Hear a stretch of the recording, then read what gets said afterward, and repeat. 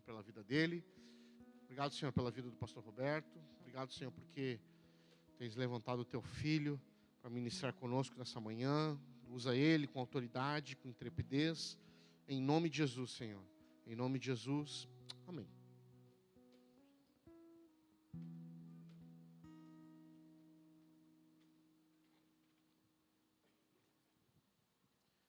Amém. Graça e paz aos irmãos.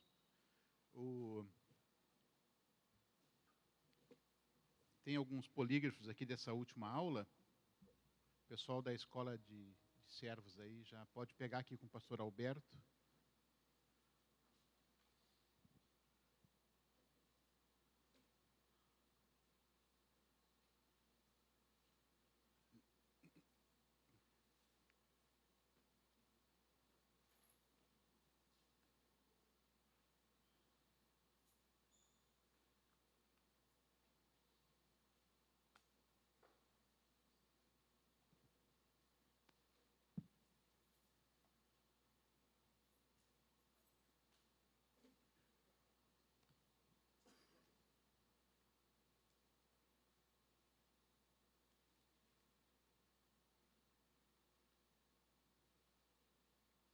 Ainda tem alguns, né? Se você mesmo que não esteja matriculado na escola, vamos dizer assim, ainda temos alguns polígrafos, pode pegar também, a gente disponibiliza.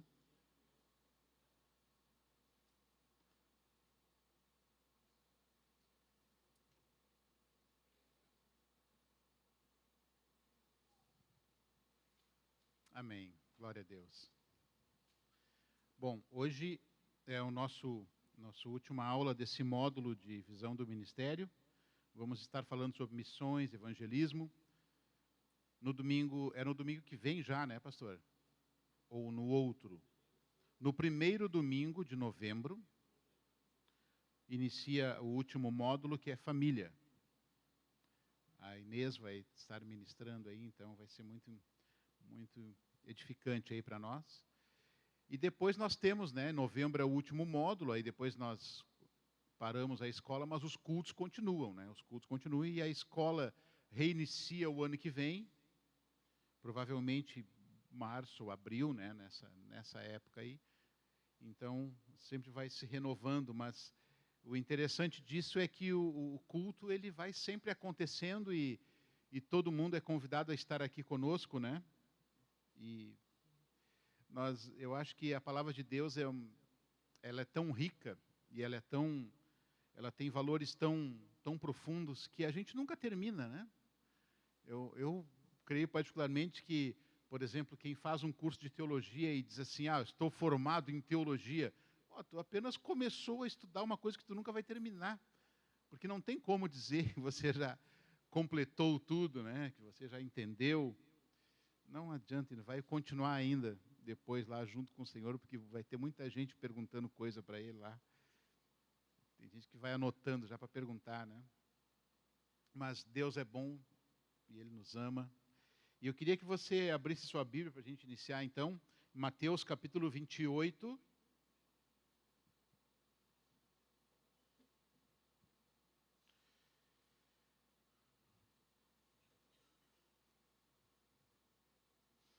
Vamos ler o versículo 16.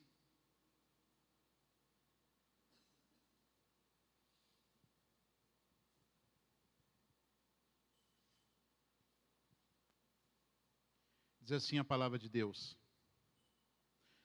E os 11 discípulos partiram para a Galileia, para o monte que Jesus lhes designara. Quando o viram, adoraram-no, mas alguns duvidaram. E aproximando-se Jesus, falou-lhes: toda autoridade me foi concedida no céu e na terra. Portanto, ide, fazei discípulos de todas as nações, batizando-os em nome do Pai, do Filho e do Espírito Santo, ensinando-lhes a obedecer a todas as coisas que vos ordenei. E estou convosco todos os dias até o final dos tempos. Amém. Que coisa linda, né? É um refrigério para nós ler essa última frase que Jesus fala aqui para os discípulos, ele está dizendo assim: e eu estou convosco todos os dias, até o final dos tempos. Então, ele não disse assim, eu estarei, ou eu estive. Essa palavra que ele fala aqui, parece que ela vai continuamente, cada vez que a gente lê, ela se torna realidade, e ele está dizendo, eu estou convosco. Ou seja, todos os dias eu estou, porque ele é o eu sou. Ele não é o eu serei ou o eu fui, é o eu sou. É um presente, é o verbo presente. E ele está presente, ele está conosco. Então é uma promessa e é uma realidade. Ele está conosco todos os dias, amém? Então essa obra que ele ordenou, esse sentido que ele dá nessa frase, é que esse texto é conhecido como a grande comissão.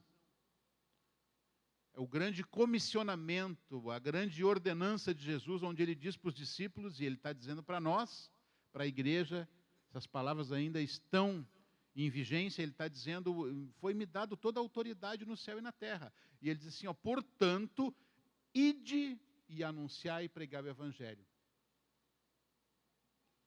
Fazei discípulos de todas as nações, batizando-os e ensinando-os. Essa é a grande missão, essa é a grande finalidade da igreja, como nós falamos aqui. Vocês lembram que a gente, na primeira aula, falando sobre valores, missão e visão, essa é a grande missão da igreja, fazer discípulos, batizando-os e ensinando-os. De que forma a gente vai, então, cumprir esse mandamento? De que forma a gente vai fazer isso? Por isso que a igreja, ela tem, numa das suas raízes, e um dos pilares da visão do ministério, é a obra missionária. E a obra missionária, ela é uma resposta a essa comissão e é uma resposta a esse mandamento. É uma resposta a essa ordenança direta do Senhor Jesus. Olha, ide.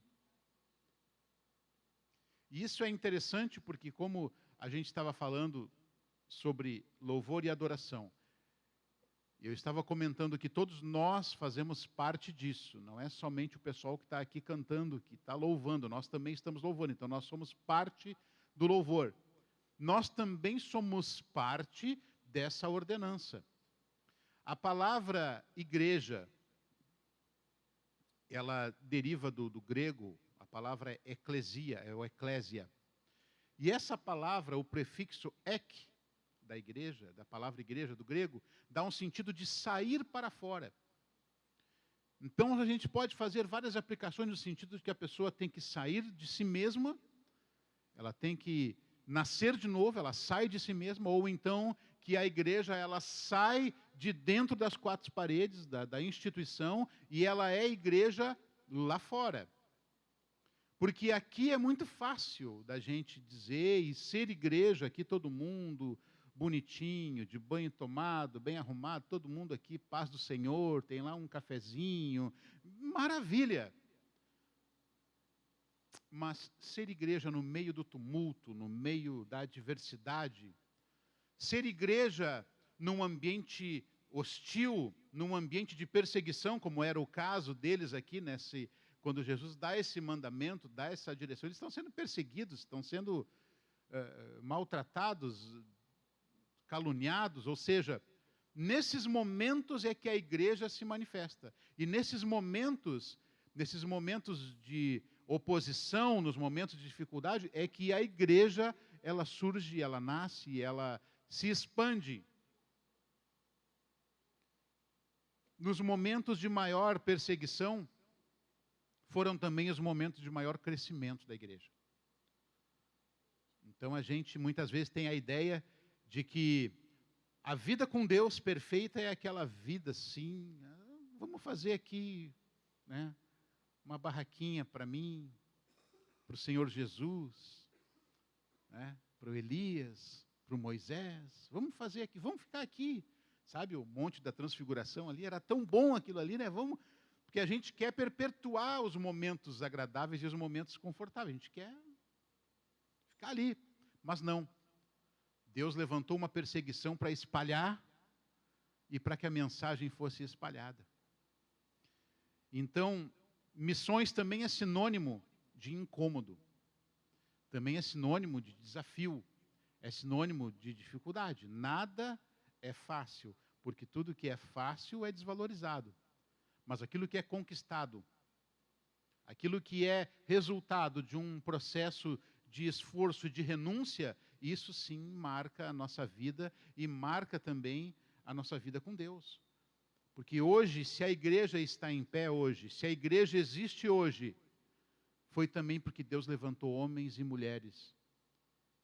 Eu gostei muito de uma aplicação que o José Bernardo fez, porque Jesus também nos deu o poder para testemunhar, né? Lá em Atos, quando a igreja se reúne e vem o Espírito Santo e enche a todos, ele deu poder para serem testemunhas. E a palavra testemunha também é traduzida como mártir.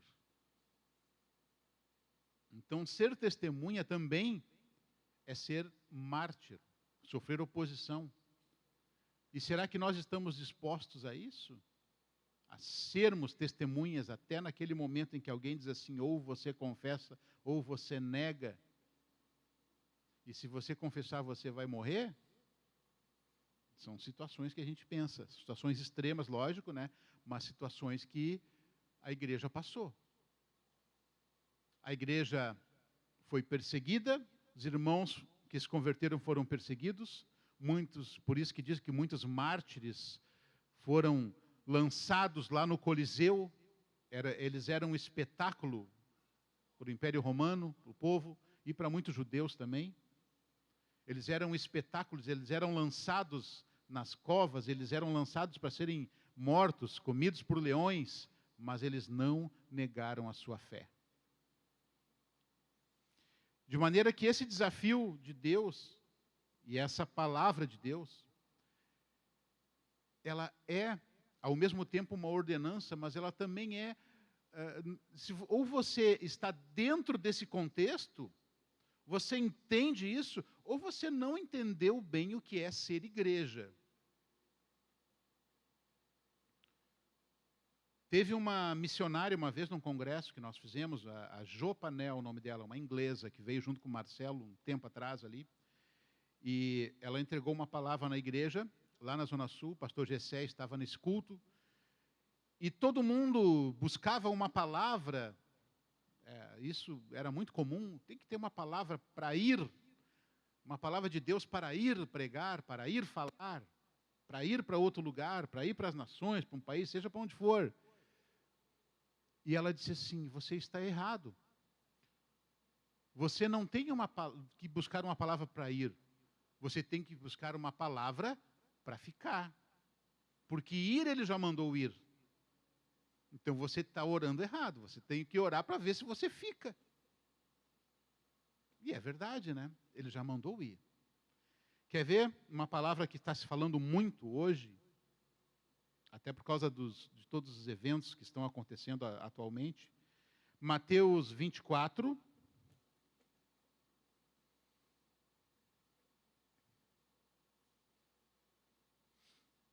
Mateus 24. Fala, é um sermão escatológico, né? Fala sobre os últimos tempos. Quando Jesus fala, no versículo 12, assim, vamos ler o 11 também. Está dizendo aqui, também surgirão falsos profetas e enganarão a muitos. Está falando dos sinais dos tempos, né? E por se multiplicar a maldade, o amor de muitos esfriará.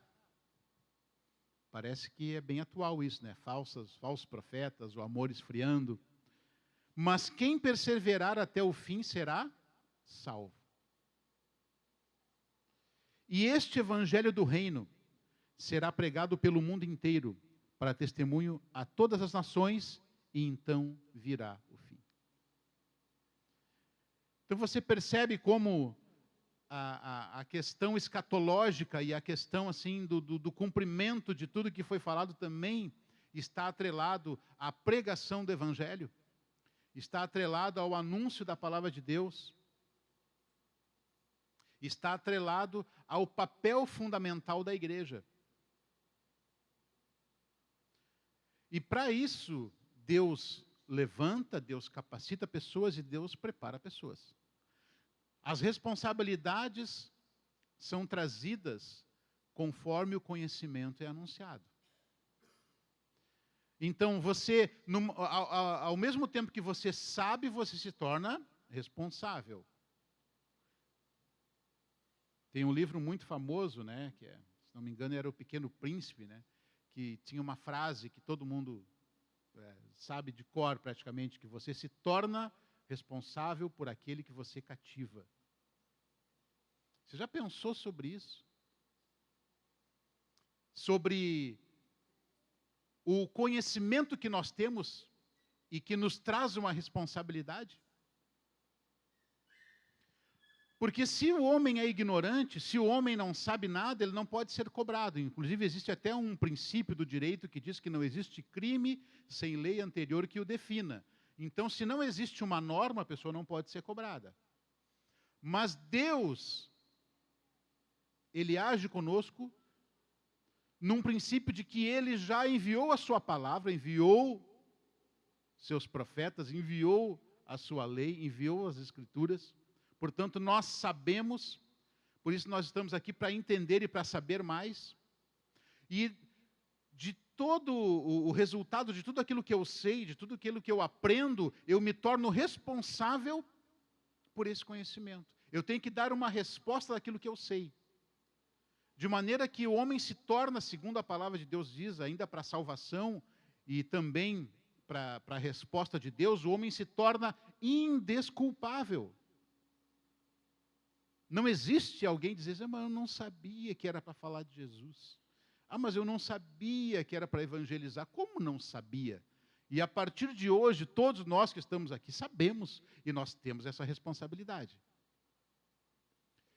Por isso que Deus, Ele envia a instrução, Ele envia a palavra e a partir daí Ele pode, então, não vamos falar de cobrança, né? Parece sempre uma coisa assim, Deus vai me cobrar por isso. Não.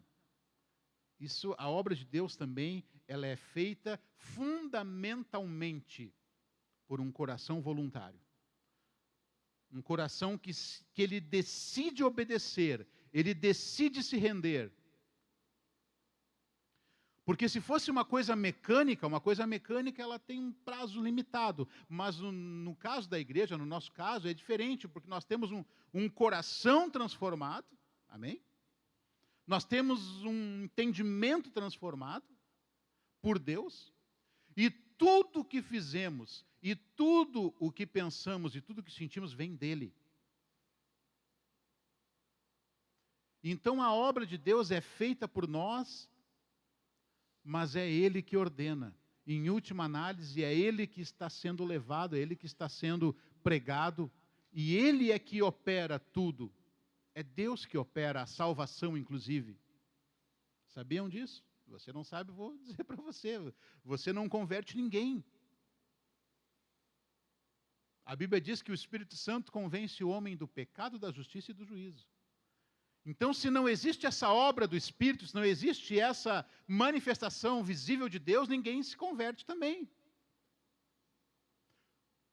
Porque se você tira o Espírito Santo da equação, se você tira aquele que pode transformar o coração, aquele que pode convencer o pecador, porque é o Espírito Santo que convence, porque é ele que dá a convicção de pecado, você vira um debatedor, vira alguém que vai falar, que pode até convencer alguém de que você está certo, mas a pessoa ainda assim ficou longe da salvação, porque não houve uma verdadeira transformação, um verdadeiro encontro. Lá no livro de João, no capítulo 20, versículo 21,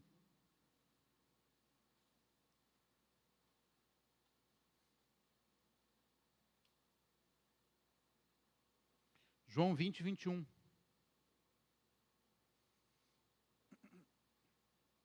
Jesus fala para eles assim. Então Jesus lhes disse pela segunda vez, paz seja convosco. Aqui quando ele encontra os discípulos depois da ressurreição.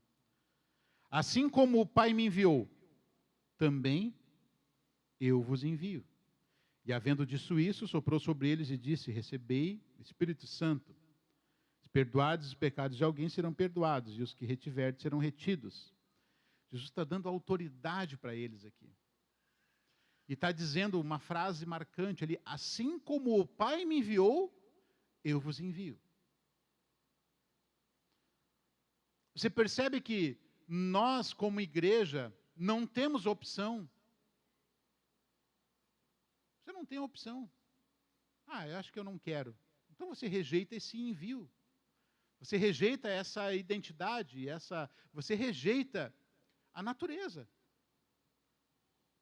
Porque nós fomos criados e fomos feitos e fomos levantados por Deus para sermos enviados. E Jesus falou: assim como o Pai me enviou, eu envio a vós. E como foi que o Pai enviou? É um texto muito famoso, né? João 3,16. Porque Deus amou o mundo de tal maneira que deu, que enviou, que entregou seu único Filho, para que todo aquele que nele crê não pereça, mas tenha vida eterna. Ou seja, ele pegou o que tinha de melhor, ele pegou o mais precioso, ele pegou o seu único, unigênito Filho e entregou, por amor a nós. Então a obra missionária, a obra da evangelização, ela é cumprida também no sentido de que você pega o mais precioso que você tem e entrega. É o sentido da entrega, é o sentido do coração disposto, do coração rendido. E para isso nós não temos como dar uma outra resposta. Ou eu entrego para Deus ou não. Ou eu não entendi ainda direito o que é ser igreja, o que é ser o Evangelho. O que é viver o Evangelho. E você percebe também que lá no Mateus 24 fala, e esse Evangelho do Reino será pregado, e então virá o fim. Tem gente que pensa, e eu pensei assim durante muito tempo, que nós podemos apressar a vinda de Jesus. Você já ouviu falar isso? Vamos apressar a vinda de Jesus.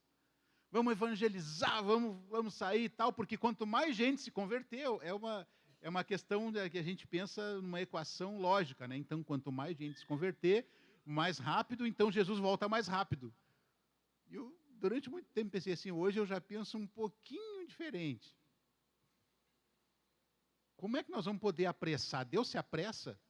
Deus faz algo apressadamente? Vamos apressar aqui porque eu estou com pressa, vamos lá. Já estou muito tempo sozinho aqui, eu quero a igreja aqui comigo, então vamos lá. Será que é assim? Deus está apressado? Ou Deus, o Pai da eternidade, que não tem princípio e não tem fim, é eterno, está preocupado com o tempo? Ele quer apressar alguma coisa? Ou ele vai atrasar alguma coisa? Então, se a igreja não evangelizar, Jesus nunca vai voltar? Será que isso é verdade? Ou será que a igreja faz parte, nós temos oportunidade de fazer parte do propósito de Deus que vai ser cumprido, queira você, queira ou não? Se você não evangelizar, Deus vai levantar outro no seu lugar. Sabe a história de Jonas? De qualquer maneira, querendo ele ou não, ele vai fazer. E ali, lá no Mateus 24, quando a gente vê que Jesus fala para os 11, mas não eram 12, não, é que um se matou, né? Um traiu Jesus, se matou. Então, logo depois, o que aconteceu? Lá nos primeiros capítulos de Atos, levantaram um lugar dele. Então, se você resolve partir para o caminho vamos ser bem trágico aqui. Eu neguei Jesus agora, traí Jesus, vendi ele por 30 moedas de prata. O que vai acontecer duas coisas. Você vai estar perdido e alguém vai se levantar no teu lugar. Simples assim. A obra de Deus vai ser feita. E no tempo dele. Então, até por causa de todas as questões, a gente sabe dos sinais. A Bíblia fala dos sinais dos tempos. Jesus falou sobre os sinais, guerras, rumores de guerras, terremotos, enfim, nação contra nação, tudo isso a gente vê que está se cumprindo, e cada vez mais acontece isso, mas a gente tem que ficar alerta, a gente tem que observar, a gente tem que saber, são sinais que alguma coisa vai acontecer. Mas isso não quer dizer que você tenha que se apressar agora. Vou me apressar? Não. Tranquiliza o teu coração. Mas, ao mesmo tempo, olha para a palavra de Deus. Não deixa de cumprir o propósito que Ele tem para a tua vida. Você não vai conseguir apressar. Mas a responsabilidade que Deus te deu, aquilo que Ele te falou, isso não vai passar de você. A não ser que você queira. Aí nós não temos o que fazer. Aí ninguém vai ser obrigado, mas você tem que entender essa responsabilidade. Então, no momento que eu entendo, no momento que eu recebo a tarefa, eu recebo a instrução, eu sou responsável por aquilo.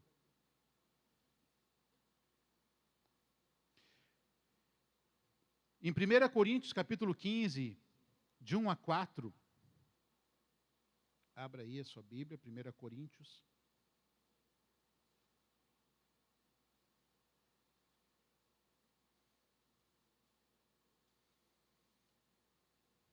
Capítulo 15, do versículo 1 ao versículo 4.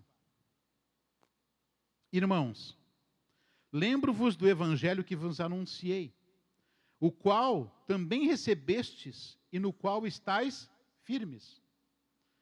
Por meio dele também sois salvos, se retiverdes com firmeza a mensagem tal como anunciei a vós, a não ser que tenha escrito inutilmente.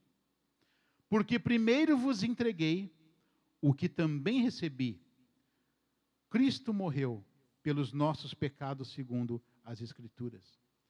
Olha o que o apóstolo Paulo está dizendo. Olha, vocês receberam o Evangelho. E vocês estão firmes nele. E por meio dele vocês têm salvação. Se retiverdes com firmeza a mensagem, tal como anunciei a vocês. Aí ele fala, a não ser que tenha escrito inutilmente. Creu inutilmente. Perdeu tempo. Deixou de ir em outro lugar se divertir. Deixou de fazer um churrasco para o pagode. Ir para a rave, ir para não sei aonde. Inutilmente. Por quê? Porque não recebeu. Não recebeu. Então alguém pode crer inutilmente? Segundo o que o apóstolo Paulo está dizendo, pode. Por quê? Porque não reteve. Porque não, sabe, não houve transformação. E ele está dizendo, porque primeiro vos entreguei o que também recebi.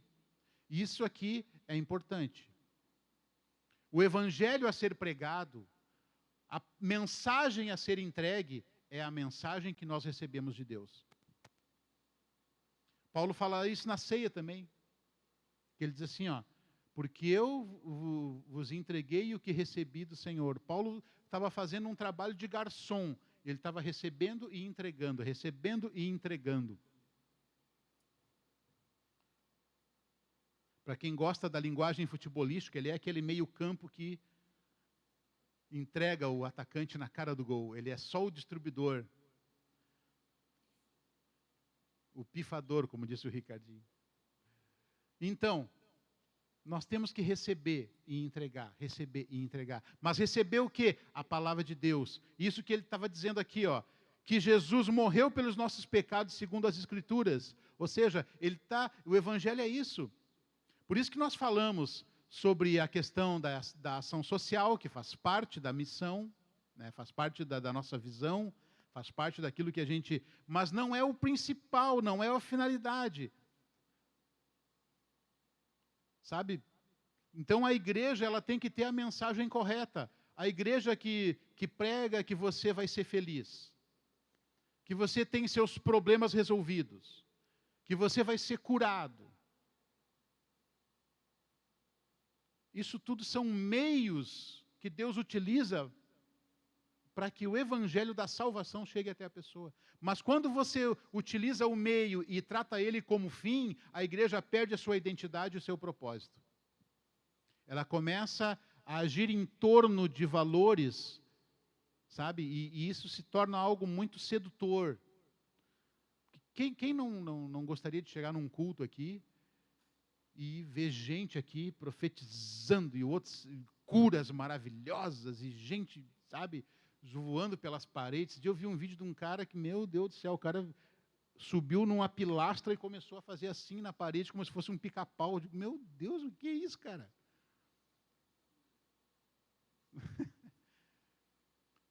Isso aí é a hipervalorização dos meios que Deus deu, mas que está desviando da finalidade. A finalidade é o evangelho, é a salvação, é a conversão.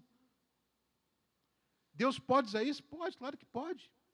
Mas a igreja não pode ficar perdida nos meios e deixar o fim de lado. Porque Deus não está interessado em resolver teu problema. Olha que frase, né? Se pegar esse corte aí, vocês vão ver. Somente o seu problema resolvido não vai resolver o problema da salvação. Porque muita gente pode ser curada e ir curada, mesmo assim, ser perdido. Muita gente pode ir para o inferno com uma perna nova, com um braço novo. Agora, aquele que se arrepende, aquele que entrega a sua vida, aquele que diz que reconhece a sua miséria, e aquele que se converte, esse aí, foi por esses que ele morreu. Essa é a mensagem. Então seria muito, muito fácil, sabe? A igreja estaria lotada se aqui a gente fizesse um seminário de prosperidade. 7 domingos para você enriquecer. Meu Deus, ia faltar lugar aqui. O palestrante ia ser o pastor Fosqueles.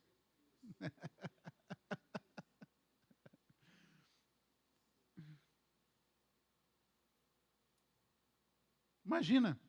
Mas são coisas que fazem a igreja se desviar do real motivo da sua missão, que é a pregação do evangelho.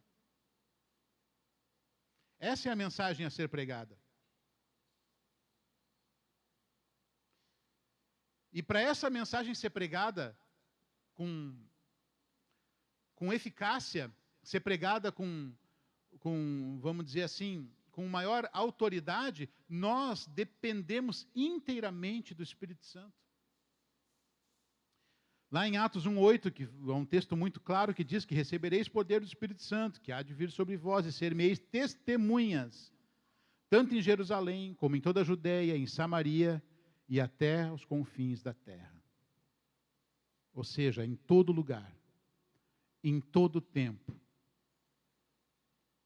em todo o lugar, quer dizer, até naqueles países mais conflituosos, até naqueles lugares mais inóspitos, Deus levanta pessoas para irem lá. Vimos o pastor Marcelo aqui pregando, né, e falando sobre alguém que de repente queria ir para o Iraque, né? Ah, quero ir para o Iraque. Ah, mas por que não? Quero ir para o Iraque. E aí como Deus foi lá movendo, né, as situações, tudo, e a pessoa foi. É assim que Deus faz, Ele levanta, Ele coloca no coração, sabe? E missões também, a gente tem aquela ideia, né, de que missionário é somente aquele que vai para outro país, que vai para outro lugar, assim, vai para a África, vai para a Inglaterra, vai para não sei aonde e tal. Missionário é aquele que obedece ao Senhor. E a palavra missionário, inclusive, né, a palavra missionário, você pode revirar a Bíblia de capa a capa, você não vai encontrar. Esse termo missionário, ele não é encontrado aqui nas Escrituras. O mais aproximado que nós temos disso, desse termo, quando Jesus fala ide, essa palavra ide, do latim a palavra missio, mas a palavra hebraica para isso é poreutentes. Aliás, a palavra grega para isso é poreutentes, a palavra ide. E essa palavra poreutentes, ela significa o seguinte, ó, ela dá o sentido de ir fazendo no caminho, ou faz enquanto vai, ou vai fazendo. Essa é a palavra. Ide. É ir fazendo. Enquanto vai, você vai fazendo. Então, em todo lugar que você está, você vai fazendo a obra. Você vai evangelizando, você vai falando do amor de Deus. Então, o ide é isso, é onde você está, você vai falar do amor de Deus. Ah, hoje eu estou morando em Porto Alegre, como os irmãos que vieram de outro estado aqui, né? O pastor Alberto também veio de São Paulo há muito tempo atrás aí. vieram de outro estado, Então, no momento que você chegou naquele lugar, naquela localidade, ali você já tem um propósito a cumprir. Por isso que a gente tem que estar sempre ligado e sempre atento às oportunidades que Deus nos coloca. Por quê? Porque Deus sempre vai colocar alguém no seu caminho, alguém diante de você, que vai precisar ouvir a palavra de Deus. Sempre. Sempre vai ter uma oportunidade e uma porta aberta para que o Evangelho entre. Porque Deus prepara essas pessoas. Deus também prepara o caminho. Porque é o Espírito Santo que faz todas as coisas. Então, sempre vai ter alguém, um colega de trabalho, um colega de faculdade, um colega de... Enfim, você vai ter a oportunidade de falar. E é muito melhor você ter uma pessoa específica que Deus colocou ali para você falar, do que você, anunciar assim ao vento e ficar falando. Isso é válido também, mas são estratégias diferentes. Muitas vezes a gente sai para evangelizar. O pessoal do Projeto Amor vai lá na Asa Branca, teve aquele evento no Triângulo. Então vai lá e a gente prega a palavra. Muitas vezes a gente fala para um grupo de pessoas, né? A gente fala, mas Deus vai direcionando. Até foi usada uma estratégia muito legal na última vez que eles foram, eles escreveram alguma coisa, né? Um recadinho, uma cartinha assim, e estavam orando para entregar para a pessoa certa, né?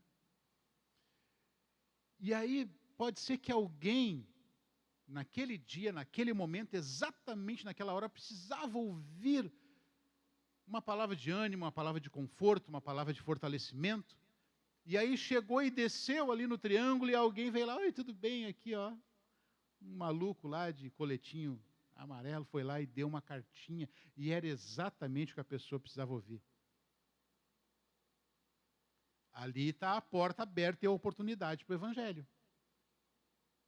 Pode ser que a pessoa, na hora, tudo bem, vou ler depois, tudo bem, tal, ou dá uma atenção por educação e depois sai, ou a pessoa talvez pegue aquilo, tem uns que pegam os folhetins de evangelismo e jogam no chão, assim, né? Isso acontece, né? Mas não se preocupe, Deus vai fazendo a obra dele.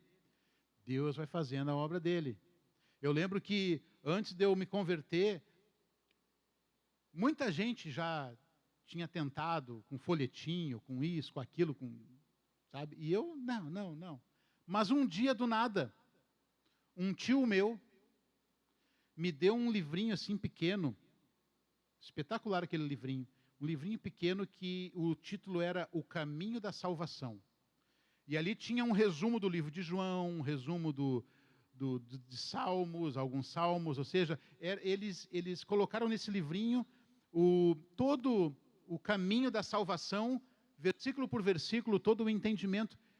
E eu digo: quer saber, vou ler esse negócio aqui. E eu comecei a ler aquele livrinho. E eu comecei a entender o Evangelho, e alguma coisa dentro de mim foi mudando. E alguma coisa foi mudando, o Espírito Santo começou a trabalhar já, lógico que eu não sabia, mas era o Espírito Santo trabalhando, e valores começaram a mudar, até que um dia, uma pessoa uma amiga lá da Vila Nova, me convidou: vamos, o que tu vai fazer no sábado? Não, vamos num culto ali. Eu digo: um culto? Tem certeza, um culto? Eu já estava pensando que ia para balada, um culto. Tá, vamos lá, né? Eu fui. E aquele culto foi onde a obra de Deus se completou. Ali que realmente é um marco, onde eu lembro que ali Deus falou comigo e meu coração foi transformado naquele momento.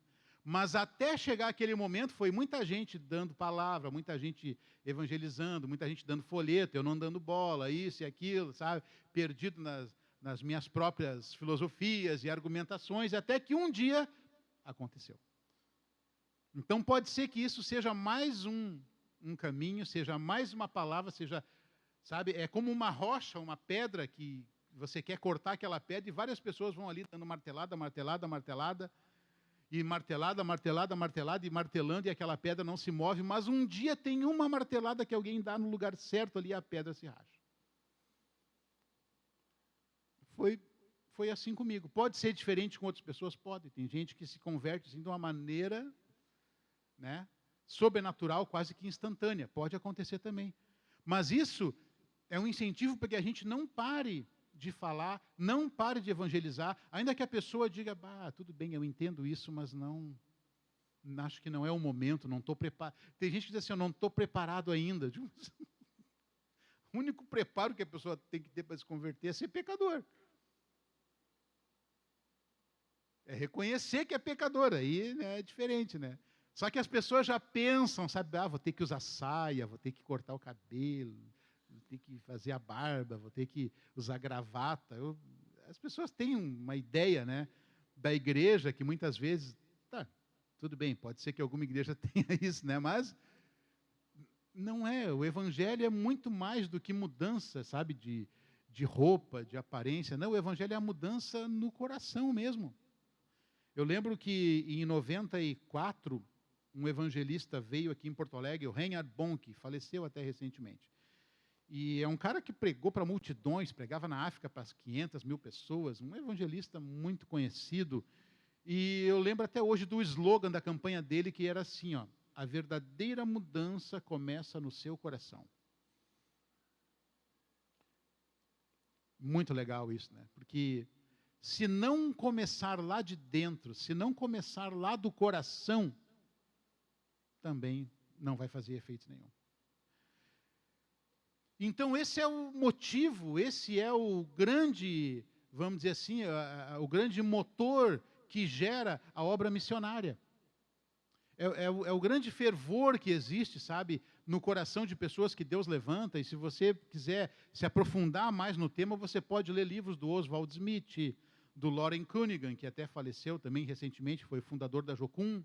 Você pode ler livros assim de pessoas que, sabe, dos grandes homens que fizeram a diferença. A Inglaterra foi um país muito missionário mesmo. Então, sabe, missões você começa a ler a obra dos irmãos Morávios, por exemplo. Pesquise sobre essas coisas, você vai ver assim que Deus ele vai agindo, sabe, nos tempos, nas épocas, de uma maneira tão poderosa, que às vezes você lê coisas tão significantes que você pensa, e a igreja atualmente, o que está fazendo, né? Então, sabe, é interessante isso. E quem é o missionário? Missionário é chamado, preparado e direcionado. Todos nós somos chamados para isso. Para obedecermos a Deus, para sermos chamados por Deus. Mas eu preciso de um chamado. Quando você se converteu, você já foi chamado. Ser igreja é isso. Ser igreja é espalhar o amor de Deus, é espalhar a palavra de Deus. Aleluia, Jesus.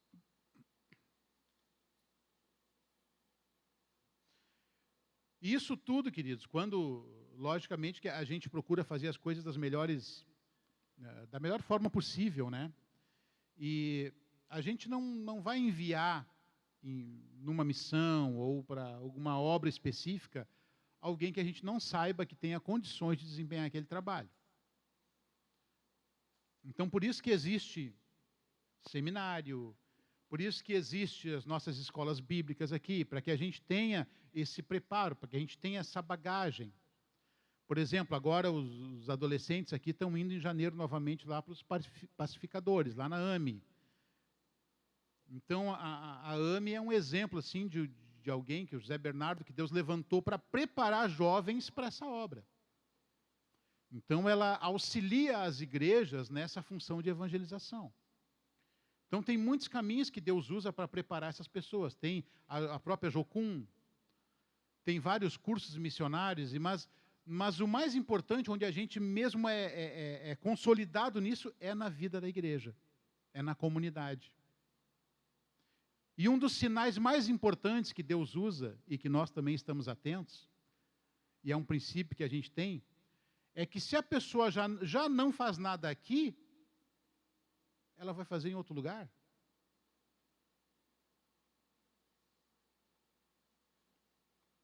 Não, né? Então, eu acho interessante que diziam, né? Logo que eu me converti, teve um pastor de seminário que dizia assim, ó, Deus não chama vagabundo. Ah, uma palavra forte essa, né? Deus não chama vagabundo. Todo mundo que ele chamou estava fazendo alguma coisa. Todo mundo que ele chamou tinha alguma coisa para fazer. Porque se a pessoa não faz, tipo, eu quero ser um evangelista, mas aí ele não evangeliza nem aqui. Não vai evangelizar em outro lugar. Então, a identificação disso é interessante. Mas você pode ver aqui no Polígrafo, tem uma coisa interessante que acontece, que é um chamado choque cultural, que toda pessoa que vai para outro lugar e que faz um trabalho, isso aqui ele é mais forte em outra cultura. Por isso que é chamado de choque cultural. Mas ele também acontece, porque o Brasil é um país grande, né? Acontece no Brasil também. Também acontece aqui, porque a gente tem tantas diferenças de culturas no nosso próprio país, que as pessoas que vêm de outros estados, de outras regiões, também sentem esse choque cultural. Então, esse choque cultural, ele pode ser visto lá no livro de Ezequiel, quando o profeta disse aqui, fui até Labib, do cativeiro, que morava junto ao rio Quebar, e eu morava onde eles moravam, e fiquei ali 7 dias pasmado no meio deles, Ezequiel 3,15. Aqui fala quando o profeta foi lá visitar os exilados, e ele ficou ali pasmado no meio deles. Isso aqui é o chamado choque cultural, porque ele ficou só ali observando até que ele entendesse o que estava acontecendo. Esse choque cultural, ele existe, ele é real. E ele pode, segundo uns estudos que fizeram com missionários, né, que passaram por isso, ele pode ir de 2 a 6 meses num lugar. Então, o missionário que é enviado para um outro país, para uma outra cultura, ele pode levar 6 meses somente para entender onde ele está. Somente para saber e conhecer a realidade de onde ele está.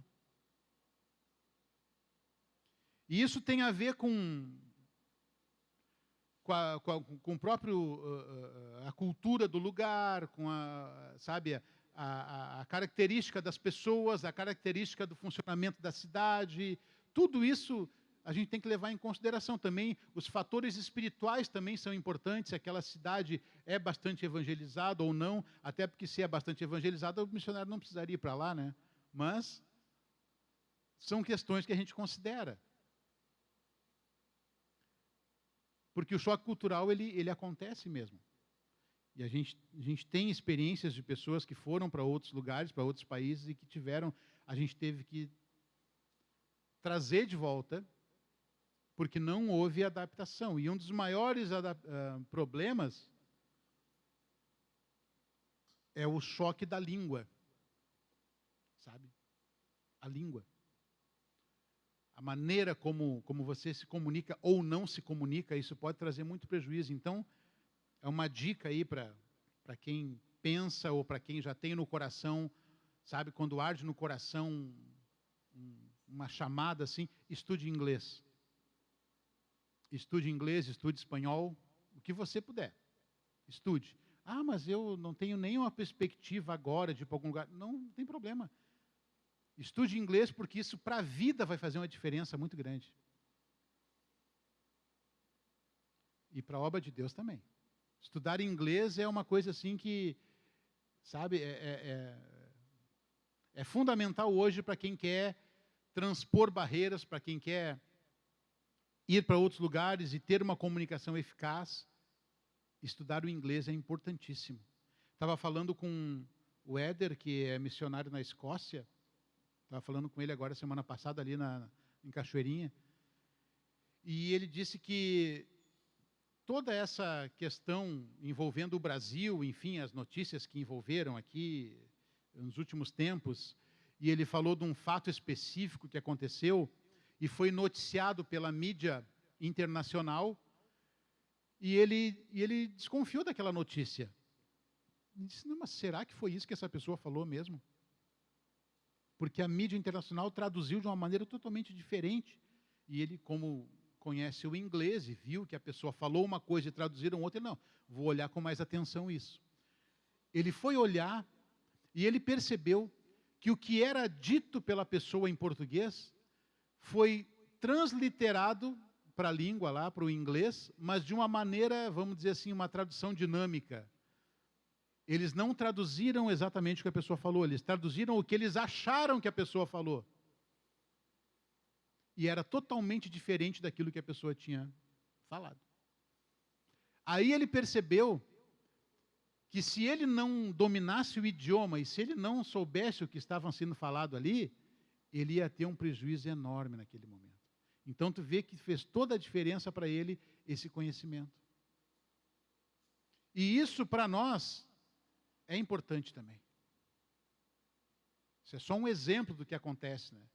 Porque se você está num outro país, numa outra língua, é importante que você se comunique com as pessoas, até porque é uma questão até de empatia, sabe? Quando a pessoa vê um estrangeiro que se esforça para se comunicar com ela na língua dela, isso vai abrir também uma porta de comunicação. A pessoa vai se sentir valorizada. Puxa vida, esse cara está vindo para cá e ele está se esforçando para comunicar comigo.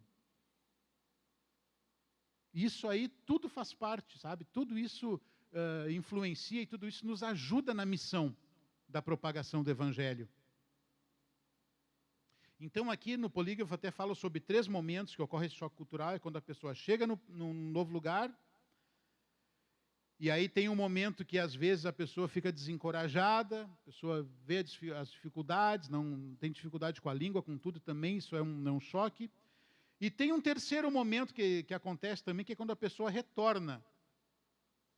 Quando a pessoa retorna para o seu próprio país e percebe que, naquele momento, as coisas mudaram também. Não é mais o país que você saiu, não é mais o lugar que você saiu, as coisas mudam. Lembra a história de um missionário que serviu a Deus num país distante, muitos anos. E esse missionário, ele, juntamente com a sua esposa, ele entregou praticamente tudo que ele tinha. E quando ele foi retornar para o país dele, quando ele foi retornar, a esposa dele imaginava que iam ter as pessoas esperando lá, porque ele foi de navio, então tinha pessoa no porto esperando com festa, com tudo, como eles imaginavam que seriam recepcionados de volta, né? E aí, quando eles chegaram, não tinha ninguém esperando eles.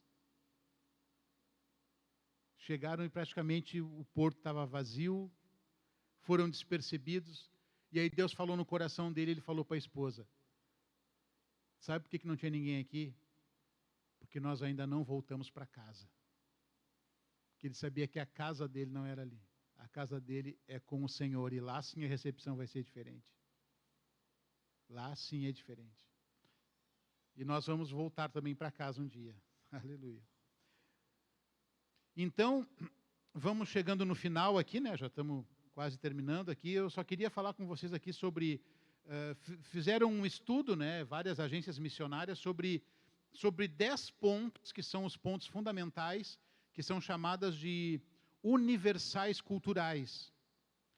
Que uma forma da gente amenizar esse impacto de uma outra nação ou de uma outra cultura é entender essas coisas, né? Entender, e são coisas comuns em qualquer sociedade.